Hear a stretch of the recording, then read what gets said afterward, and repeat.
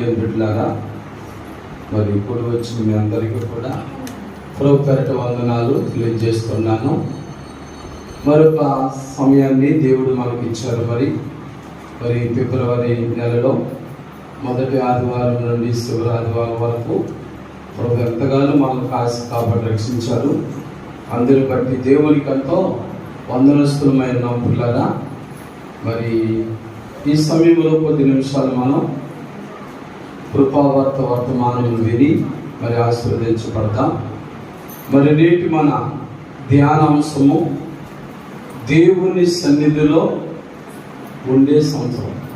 దేవుని స్తోత్రం. ఏంటంటే అంశము దేవుని సన్నిధిలో ఉండే సంవత్సరం.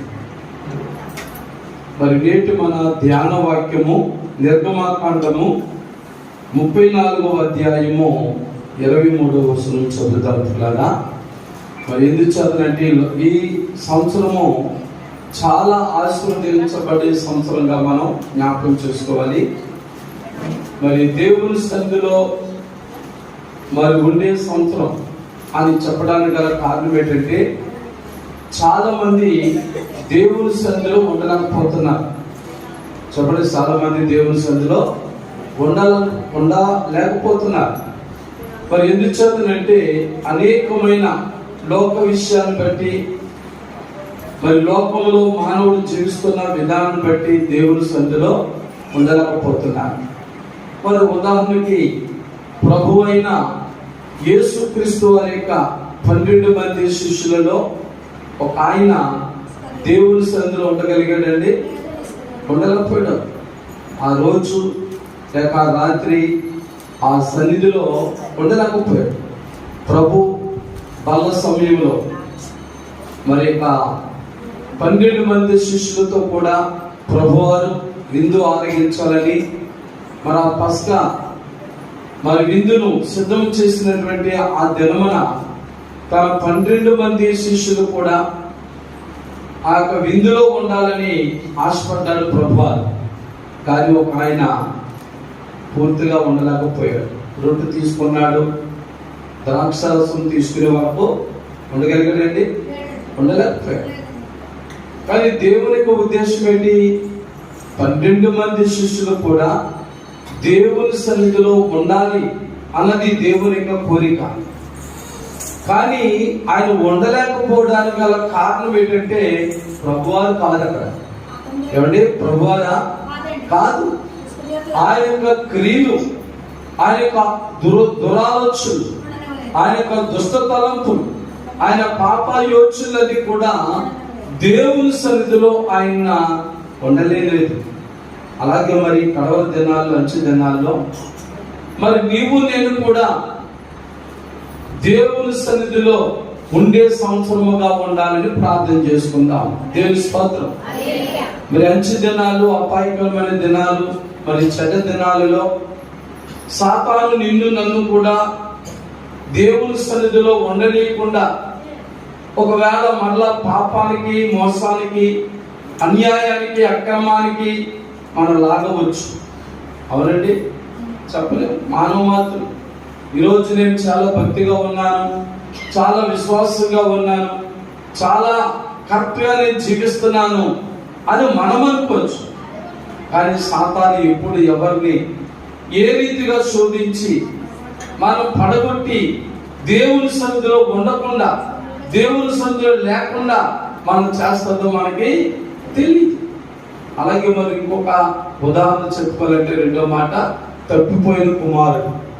ఎవరండి? తప్పిపోయిన కుమారుడు. మరి తండ్రి యొక్క ఉద్దేశం ఏంటి? తండ్రి యొక్క సన్నిధిలోనే ఉండాలని తండ్రి కోరుకున్నాడు. తన 2 కొడుకులు కూడా నిత్యము ఎల్లప్పుడూ కూడా తన తండ్రితోనే ఉండి ఆనందించాలి, సంతోషించాలని చాలా కోరుకున్నాడు. కానీ పెద్ద కుమారుడు ఉండగలిగాడు, 2 కుమారుడు ఉండలేకపోయాడు. తండ్రి సన్నిధిలో ఉండలేకపోయాడు. కారణం ఏంటి? అతడు లోకాన్ని ప్రేమించాడు, లోక స్నేహం చేశాడు, లోకులతో స్నేహం చేశాడు, పాపులతో స్నేహం చేశాడు. కాబట్టి పాపులతో చేసినటువంటి సాంగత్యమును బట్టి పాపులందరూ కూడా మరి చెడు స్నేహితులందరూ కూడా ఎవరికి దూరం చేశారు?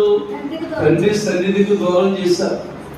తండ్రితో ఉండకుండా, తండ్రితో ఆనందించకుండా, లేనిపోని భ్రమలు పెట్టి లోకాశ, నేత్రాశ, శరీరాశ, జీవ విడంబాలు చూపించి, ఇదిగో నీ తండ్రి దగ్గర నీకేముంది సంతోషం, బయటికి రా. ఏమన్నారు? బయటికి రా, నీ ఆస్తి పట్టుకుని బయటికి రా అన్నాడు. మరి చూడండి, తండ్రితో ఉన్న సంతోషాన్ని గుర్తించలేనటువంటి కుమారుడు తన భాగాన్ని పట్టుకుని, ఆస్తి భాగాన్ని పంచుకుని బయటికి వెళ్ళిపోయాడు. ఎంతకాలం సంతోషించాడు?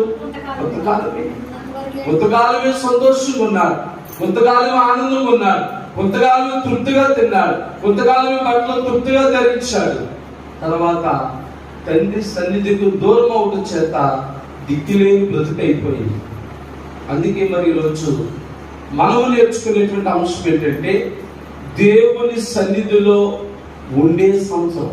దేవుని స్తోత్రం చెప్పండి. దేవుని సన్నిధిలో ఉండే సంవత్సరం. దేవుని సన్నిధిలో మనం ఉండాలి. మరి నేను ఉన్నాను అనుకోవడం కాదు. మరి బైబిల్ చెబుతోంది, నిలబడ్డాను అనుకున్న వాడు పడిపోకుండా చూసుకోవాలని చెప్తుంది బైబిల్. దేవుని స్తోత్రం చెప్పండి. నిలబడ్డాను అనుకుంటున్నాం, నా మట్టుకు నేను అనుకుంటున్నాను, నీ మట్టుకు నీవు అనుకుంటున్నావు. ఎవరి మట్టుకు వారిని. నేను భక్తిలో నిలబడిపోయాను, విశ్వాసంలో నిలబడిపోయాను, ప్రార్థనలో నిలబడిపోయాను, దేవుని సన్నిధితో నేను కరెక్ట్గా వచ్చేస్తున్నాను. కాబట్టి ఇక్కడ నాకు డంకాలేదు అనుకుంటున్నాం. దేవుని బిడ్డలారా, మహామహులు పడిపోయారు. చెప్పండి, మహామహులు పడిపోయారు. సంసోను కూడా అలా అనుకున్నాడు. మూడో వ్యక్తి సంసోను కూడా ఏమనుకున్నాడు? నేను ఎల్లప్పుడూ కూడా నేను భక్తిలోనే ఉంటాను, విశ్వాసంలోనే ఉంటాను, ప్రార్థనలోనే ఉంటాను అనుకున్నాడు. నేను పాపంలో పడను, మోసంలో పడను అనుకున్నాడు. కానీ దెలీలా అనేటువంటి ఒక స్త్రీ వ్యామోహంలో పడి తన భక్తిని పోగొట్టుకున్నాడు. చూసారా?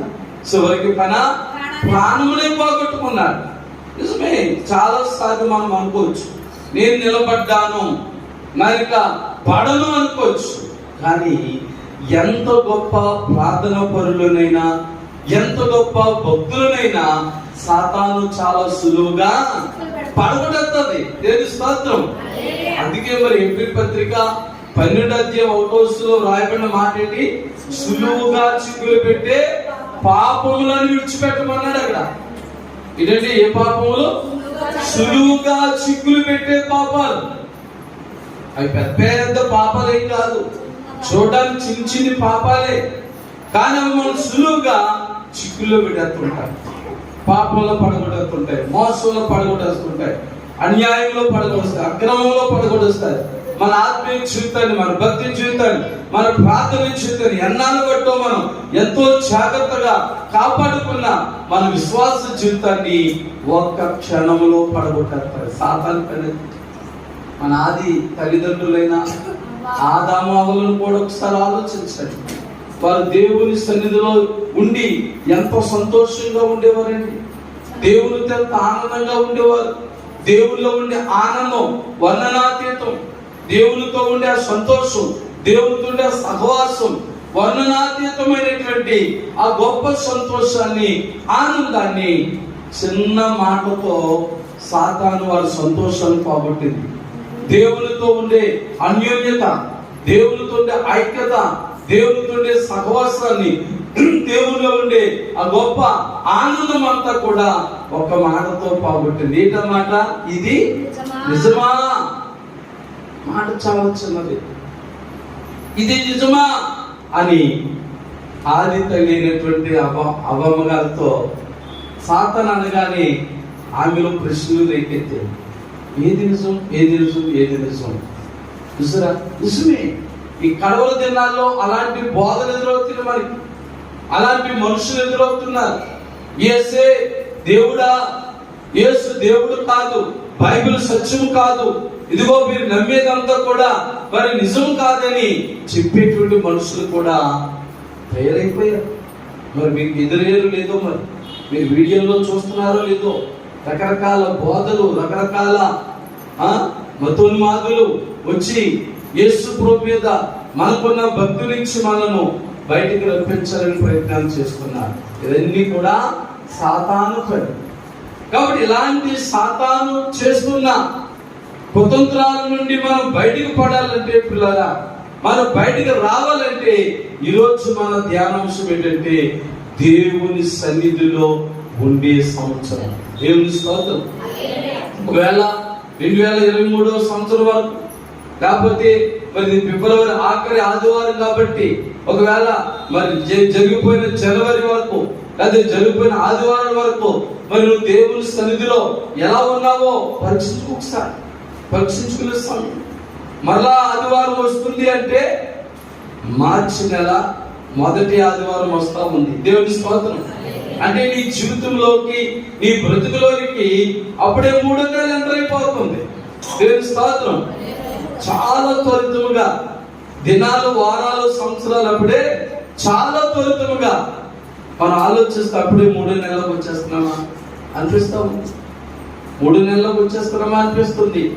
దినములు చాలా త్వరగా గతించిపోతున్నాయి కనుక నీవు దేవుని సన్నిధిలో ఉండాలి. దేవుని స్తోత్రం. నేను ఉన్నానండి అనుకోవద్దు నువ్వు. దేవుని స్తోత్రం. ఒకవేళ నీవు ఉండొచ్చు, నీ మనసు ఇప్పుడు ఉందా లేదా? చూసారా, పెద్దలు అంటుంటారు బాడీ ప్రెజెంట్, మైండ్ ఆబ్సెంట్. ఒకవేళ నీ బాడీ, నీ శరీరం అంతా దేవుని సన్నిధిలో ఉండొచ్చు, నీ మనసు ఎక్కడ ఉంది? నీ మనసు దేవుని వైపు ఉందా, దేవుల్లో ఉందా, లేకపోతే లోకం వైపు ఉందా, లోకాసుల వైపు ఉందా? నీ మనసు ఇటువైపు ఉంది.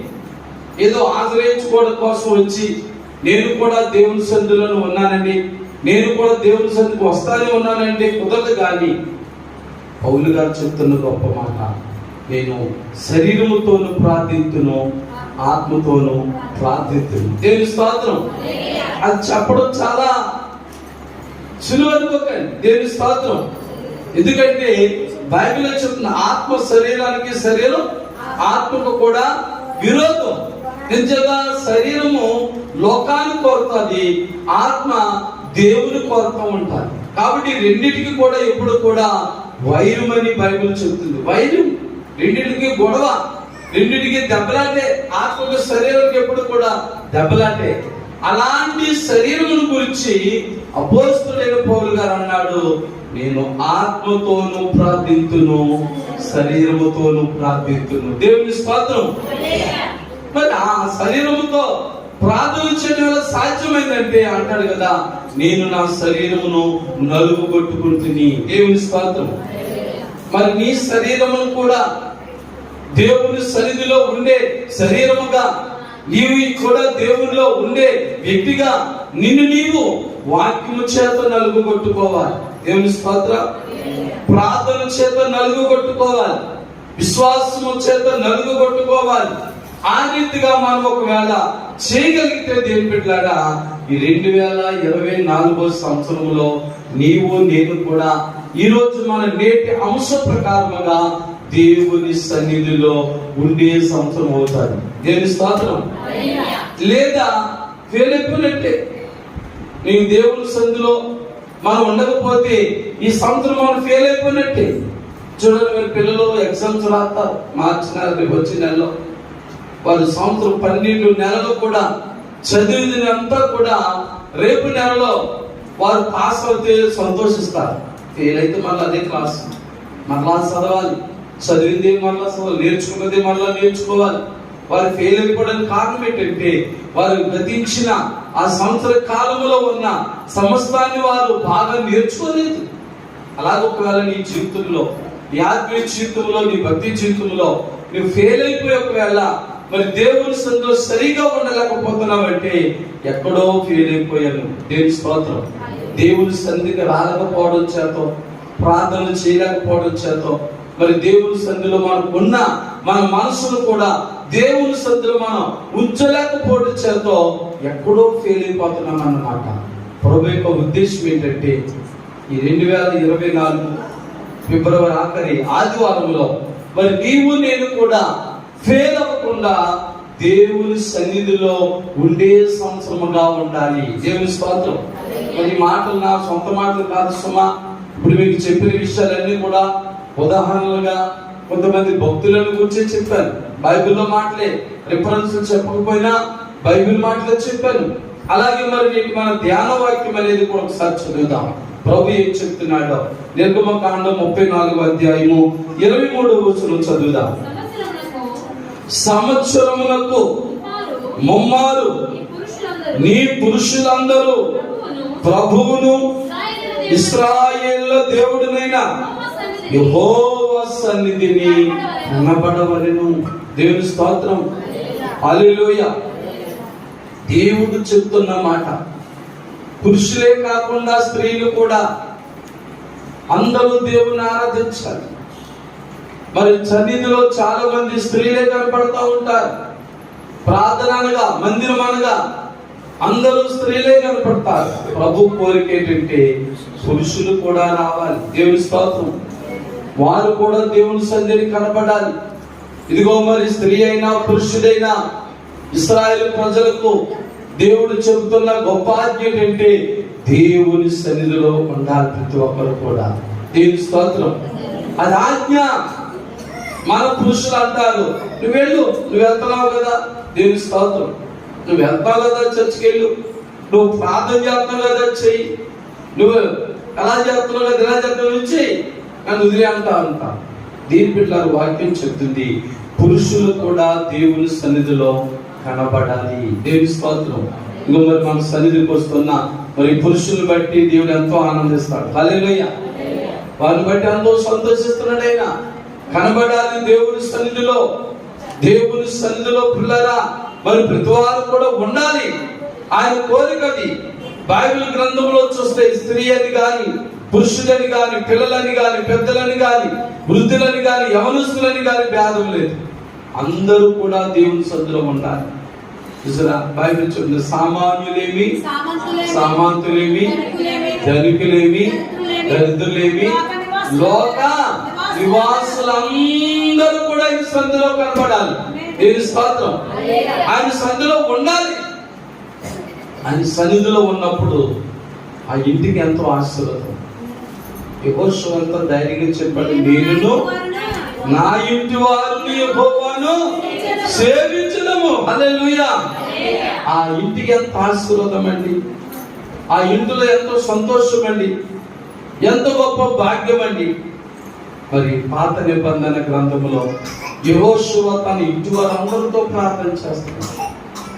అలాగే కొత్త నిబంధనలోకి వచ్చేసరికి కొర్నేలు గురించి బైబిల్ చెప్తుంది. కొర్నేలు తన ఇంటి వారు అందరితో కలిసి ప్రార్థన చేయించుండినది బైబిల్లో. దేవుని స్తోత్రం. ఎందుకు చేతనంటే నీ కుటుంబం అంతా రక్షించబడాలి.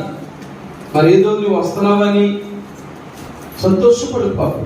నీ భర్తను రక్షించుకోవాలి, నీ భార్యను రక్షించుకోవాలి, నీ పిల్లలను రక్షించుకోవాలి, నీ బంధుమిత్రులను రక్షించుకోవాలి. ఎందుకంటే దేవుని సన్నిధిలో ఉండే సంవత్సరం ఇది. దేవుని స్తోత్రం. దేవుని సన్నిధిలో మనం ఉండడం నేర్చుకుంటే దేవుడు మనకైనా తోడుగా ఉంటాడు. దేవుని సన్నిధిలో మనం నిలబడగలిగితే ఎన్ని శోధనలు వచ్చినా, ఎన్ని ఇబ్బందులు వచ్చినా, ఎన్ని కష్టములు వచ్చినా కాపాడతాడు. దానియేలు గారికి ఏ కష్టం వచ్చింది చెప్పండి? సింహాల బోననే కష్టం వచ్చింది.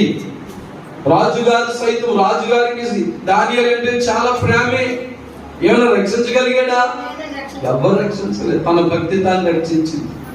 ఆయన దేవుని సన్నిధిలో ఎంతో క్రమముగా భక్తి చేసుకునేవాడు, ఎంతో విశ్వాసంగా జీవించేవాడు. అతడు ఒకవేళ ఇశ్రాయేలు దేశంలో లేకపోయినా వేరే దేశంలో ఉన్నప్పటికీ కూడా ఉదయము, మధ్యాహ్నం, సాయంకాలం దినమనకు ముమ్మారు యెరూషలేము తట్టు, దేవాలయం తట్టు, యెరూషలేము దేవాలయం తట్టు కిటికీ తెరిచి దేవుని సన్నిధిలో ప్రార్థించుకునేవాడు. హల్లెలూయా. తనకు ఆపద వచ్చింది. సింహాల నుండి, నాటు నుండి ఎవరు రక్షించగలరు? ఎవరు రక్షించలేదు. కానీ సింహాల బోనులో వేయగానే దానియేలు యొక్క భక్తి, దానియేలు దేవుని సన్నిధిలో ఉండేవాడు కనుక, మరి దానియేలు దేవునిలో బలముగా ఉన్నాడు కనుక తన భక్తి, తన ప్రార్థనే సింహాల నోరు ముయించింది. దేవుని స్తోత్రం. అదే గాని ఒకవేళ దానియేలు దేవుని భక్తిలో ఉండి ఉండకపోతే అతనికి వచ్చిన కష్టాన్ని, అతనికి వచ్చిన బాధని తన బంధువులు గాని, స్నేహితులు గాని, శ్రేయభిలాషులు గాని, తను ప్రేమించేవారు ఎవరు కూడా కాపాడలేకపోదు. దేవుని స్తోత్రం. కానీ తన భక్తి తను కాపాడింది. అతడు దేవుని సన్నిధిలో ఉంటున్న కారణం చేత దేవుడి అతను భక్తిని పెంచుకుని దేవుని సన్నిధిలో తాను గడిపిన దినములన్నీ కూడా ప్రభు జ్ఞాపకం చేసుకుని దానియేలు సింహాల బోను నుంచి తప్పించాడు.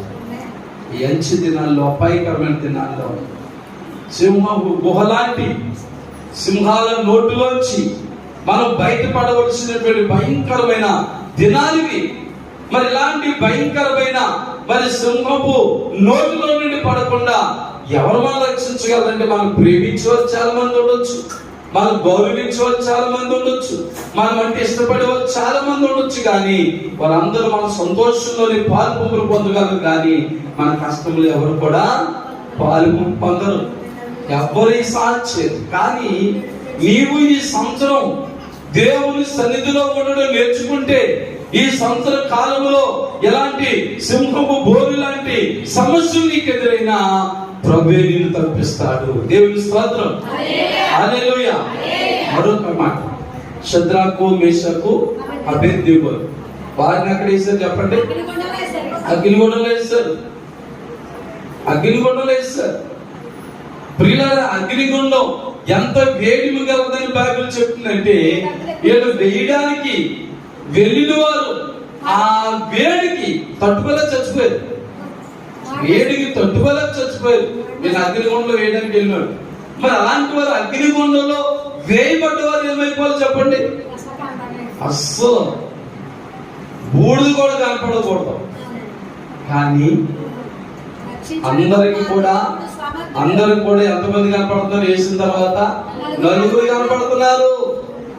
వేయబడ్డ వారు ముగ్గురు, కానీ అందరికి నలుగురు కనపడుతున్నారు. ఎవరా నాలుగో వ్యక్తి అని అందరూ ఆలోచించారు. ఆయనే ప్రభు అయిన యేసుక్రీస్తు. హల్లెలూయా.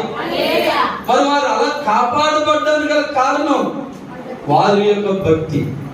వారి నిత్యము ఎల్లప్పుడూ లోక రీతిగా ఎన్ని శాస్త్రాలు పెట్టినా, రాజుగారు ఎన్ని శాస్త్రాలు పెట్టినా, మరి షద్రకు, మేషకు, అబేద్నెగోలు అన్న వారు ఇష్టం లేని వారు రాజుగారి చేత వీళ్ళకి శిక్ష పడేలాగా ఎన్ని అబద్ధపు శాస్త్రాలు తీసుకొచ్చినా వీళ్ళు భయపడలేదు. దేవుని స్తోత్రం. అలాంటి రోజులు వస్తున్నాయి ఈ లోకంలో. అలాంటి రోజులు వస్తున్నాయి. అలాంటి రోజుల్లో షద్రకు, మేషకు, అబేద్నెగోలు ఎలాగైతే ధైర్యముగా ఉన్నారో, మరి నీవు నేను అలాగే ఉండాలి. హల్లెలూయా. అగ్నిగుండము లాంటి సమస్యలు మనం ఎదుర్కొన్నాయి. అగ్నిగుండము లాంటి కష్టాలు త్వరలో రాబోతున్నాయి. అలాంటి అగ్నిగుండములోంచి సమస్యల నుండి మనం తప్పించబడాలంటే ఇదిగో మనం దేవుని సన్నిధిలో కరెక్ట్ గా ఉండాలి. హల్లెలూయా. అందుకే మన అంశం దేవుని సన్నిధిలో ఉండే సంవత్సరం. దేవుని స్తోత్రం. దేవుని సన్నిధిలో ఉండే సంవత్సరం. నీ కష్టాల నుంచి, నీ బాధల నుంచి ఎవరు రక్షించలేరు కదా. నీ ప్రార్థన, నీ భక్తి, నీ విశ్వాసం, నీ ప్రార్థన, నీ భక్తి, నీ విశ్వాసం తప్ప ఏవి కూడా మరి నిన్ను నన్ను కూడా తప్పించలేవు. మన భక్తి మనం తప్పిస్తాయి. షద్రకు, మేషకు, అబేద్నెగోలు అన్నారు, మీరు అగ్నిగుండములో వేసినా రక్షించగల దేవుడు మా దేవుడు అని చెప్పాడు. హల్లెలూయా. రక్షించగల దేవుడు అని నమ్మాలి. నమ్మేసేంటే కాదు. కష్టాల్లో నమ్మిందే నిజమైన నమ్మిక. సుఖాలు ఉన్నప్పుడు ఎవరైనా నమ్ముతారు, ఆరోగ్యం ఉన్నప్పుడు ఎవరైనా నమ్ముతారు, మేలు కలుగుతున్నప్పుడు అందరూ నమ్ముతారు, ఆశీర్వాదాలు వచ్చినప్పుడు అందరూ నమ్ముతారు. అలాంటి కాదు, కానీ కష్టాల్లో నమ్మాలి. దేవుని స్తోత్రం. ఎలాంటి సమయంలో నమ్మాలని? దేవుని కష్టాల్లో, బాధల్లో, వ్యాధుల్లో నేను నమ్ముకున్న దేవుడు, నేను నా దేవుని సన్నిధిలో నేను ఉన్నాను కనుక నా కష్టాలన్నీ తప్పిస్తాడైనా, నా బాధలు తప్పిస్తాడు, నా శోధనలు తప్పిస్తాడని నమ్మాలి నీవు. దేవుని స్తోత్రం. అదే నిజమైన భక్తి. షద్రకు, మేషకు, అబేద్నెగోలు రుజువుపరిచారు. హల్లెలూయా. హల్లెలూయా. అగ్నిగుండంలో వేయక ముందు అన్నారు, మా దేవుడు వేడిమి గల ఈ అగ్నిగుండం నుంచి కూడా తప్పించగల సమర్థుడు. హల్లెలూయా! అంత గొప్ప మాట అండి. అగ్నిగుండలు వేసడానికి వెళ్తున్నా సరే మా దేవుడు రక్షించగల సమర్థుడు నెమ్మది. అది నిజమైన భక్తి అంటే. ఇంకా అయిపోయిందిలో మన పని, ఇంకా అగ్నిగుండలు ఇంకేస్తే మన పని ఏంటి అనుకోలేదు. దేవుని స్తోత్రం. హల్లెలూయా, హల్లెలూయా. అలాగే మరి ప్రభు అయిన యేసుక్రీస్తు వారి యొక్క శిలువ కాలంలో యేసు ప్రభుకు అటొకరు ఇటొకరు ఇద్దరు దొంగలు సిలువ వేశారు. ఏమండి, అంతవరకు భక్తి లేదు. అందులో ఒక ఆయనకి సిలువ ఎక్కేక విశ్వాసం వచ్చింది. దేవుడి స్తోత్రం. సిలువ ఎక్కేక భక్తి పెరిగింది. అందులో మొదట వాడు అంటున్నాడు కదా, ఇంక సిలువ వేయబడ్డాడు చచ్చిపోయినట్టే. సిలువ వేసారంటే చచ్చిపోయినట్టే. ఇంకా ఎవరు రక్షించే మరి అవకాశం లేదు. ఇంకా చేత మీరు అవి చచ్చిపోతున్నప్పుడు ఇంక ఎవరి తెలితే ఏంటి, ఎవరిని ఏమంటే నాకేంటి అన్నట్టుగా ప్రభు వారిని దూషణకు దిగాడు. ఎవరంటే ప్రభు అయినా యేసుక్రీస్తు వారిని దూషిస్తున్నాడు. ఏమని, నువ్వు రక్షకుడు అన్నావు కదా, దేవుని అన్నావు కదా, ప్రభుని అన్నావు కదా, పరలోకి దిగొచ్చానన్నావు కదా, నువ్వు రక్షించుకుని మమ్మల్ని రక్షించచ్చు కదా. ఎంత గొప్ప జ్ఞాపకం వేశాడు చూడండి. అతను ఏమి లేదు, భక్తి లేదు, విశ్వాసం లేదు. నేను చనిపోయే ముందు సంధికేకలు వేసినట్టుగా వేసేస్తున్నాడు. కానీ రెండో వాడు అంటాడు కదా, ఒరే అలా తిట్టడం న్యాయం కాదు. ఎందుకంటే సిలువ మరణం అనేది నీకు నాకు తగును. ఎన్నో తప్పులు చేస్తాం, ఎన్నో మోసాలు చేస్తాం, ఎన్నో భయంకరమైన దొంగతనాలు చేస్తాం, హత్యలు చేస్తాం, రకరకాల పాపాలు మోసాలు చేస్తాం. కాబట్టి సిలువ శిక్ష మనకు కరెక్ట్, మనకు తగును. కానీ ఆయన తగదు. ఎందుకంటే ఆయన ఏ పాపం లేనివాడు, మోసం దగా లేనివాడు. ఆయన నమ్మాడు. దేవుని స్తోత్రం. చూస్తున్నా, సిలువ ఎక్కే వరకు కూడా తిన్నా భక్తి రాలేదు. సిలువ మీదకి ఎక్కి వచ్చిన భక్తి. దేవుని స్తోత్రం. సిలువ మీదకి వచ్చి అంటే చివరి క్షణములోనైనా ఒకవేళ ఎంతవరకు ప్రభు సన్నిధిలో నీవైనా ఎవరైనా భక్తిలో సరిగా లేకపోయినా దేవుడు ప్రతివాది ఒక అవకాశం ఇస్తా ఉన్నాడు. దేవుని స్తోత్రం. మనం ఒకవేళ అనుకోవచ్చు, గతించిన సంవత్సరం ఉండలేకపోయాను, అలాగే మరి 2024లో కూడా జనవరి వెళ్ళిపోయింది, ఉండలేకపోయాను, ఈ ఆదివారంతో ఫిబ్రవరి కూడా వెళ్ళిపోతుంది, ఈ నెల కూడా ఉండలేకపోయాను, కాబట్టి ఇంకొన్న 10 నెలలకి ఎలా ఉంటున్నా పర్లేదులే అనుకోవద్దు. దేవుని స్తోత్రం. శిలువ మీద ఉన్న రెండో దొంగ ఆ చివరి క్షణాల్లో దేవుని సన్నిధిలో ఉండే సంవత్సరంగా మార్చబడ్డాడు. దేవుని స్తోత్రం. ఆ చివరి క్షణంలో తన పాపములు, తన అపరాధములన్నీ కూడా మరి గుర్తించి గ్రహించి ప్రభు యేసు వైపు చూస్తూ అంటున్నాడు, అయ్యా ప్రభువా, నీ రాజ్యం వచ్చినప్పుడు నన్ను కూడా జ్ఞాపకం చేసుకున్నాడు. తీసుకెళ్ళిపోలేదు, నన్ను కూడా తీసుకెళ్ళిపోయి ఈ శ్రమలన్నీ విడిచిపెట్టేసి అనలేదు, జ్ఞాపకం చేసుకున్నాడు. ప్రభు ఏమన్నాడు, నేడు నీవు నాతో కూడా పరదేశంలో ఉందువు. దేవుని స్తోత్రం. ఒకవేళ ఆ శిలువ మీద ఉన్న రెండో దొంగ వలె నేటి వరకు నీవు దేవుని సన్నిధిలో ఉండడం సరిలేదేమో, సరైన భక్తి లేదేమో, సరైన ప్రార్థన జీవితం లేదేమో, కరెక్ట్ గా శుక్రవారం ఆదివారం దేవుని సన్నిధికి రావడం లేదేమో. నీవు ఇప్పుడైనా దేవుని సన్నిధిలో ఉండే సంవత్సరముగా నీకు మార్చబడాలంటే, ఈ 2024వ సంవత్సరం నీకు ఆశీర్వాదకరముగా, దీవెనకరముగా మార్చబడాలంటే దేవుని బిడ్డలారా, ఆ శిలువ మీద ఉన్న రెండో దొంగలాగా ఇప్పుడైనా మారు. దేవుని స్తోత్రం. నీ పద్ధతులు మార్చుకో, నీ జీవితాన్ని మార్చుకో, నీ బ్రతుకు మార్చుకో, నీ క్రియలు మార్చుకో, నీ అలవాట్లు మార్చుకో. మరి మార్చుకుని ప్రభు వైపు తిరుగు. దేవుని స్తోత్రం. మరి యేసు వైపు చూడు. ఇంతవరకు లోక వైపు, మనుషుల వైపు, సంఘాల వైపు, సేవకుల వైపు ఎక్కడ ఏం దొరుకుతుందని మరి ఎటువైపు చూసేవాళ్ళు తెలియదు. కానీ పిల్లరా, బైబిల్ లేఖనం చెప్తుంది, విశ్వాసములకు కర్తయు దాన్ని కొనసాగించువాడైనా యేసు వైపు చూస్తేనే రక్షణ, యేసు వైపు చూస్తేనే ఆశీర్వాదం, యేసు వైపు చూస్తే నీకు దీవెన.